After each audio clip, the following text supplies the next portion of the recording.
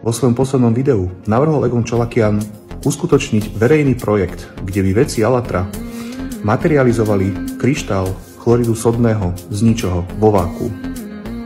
Je to prevratný projekt, ktorý by dokázal, že vieme vytvoriť akýkoľvek neživý objekt z ničoho.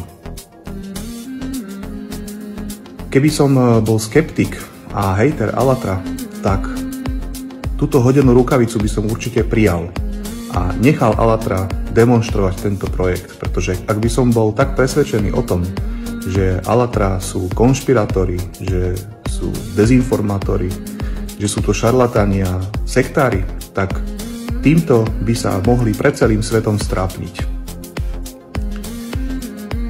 Ale ak vedci a spoločnosť túto výzvu nepríjmu, tak je otázne, že prečo. Či sa boja, že to Allatra dokáže, či sa boja, že ak sa to celé podarí, tak to bude znamenať koniec tohto spotrebiteľského modelu spoločnosti. Pretože odpovedzte si sami na otázku. Ak budeme vedieť vytvoriť akýkoľvek neživý objekt v ľubovoľnom množstve, tak aký zmysel potom budú mať peniaze pre spoločnosť?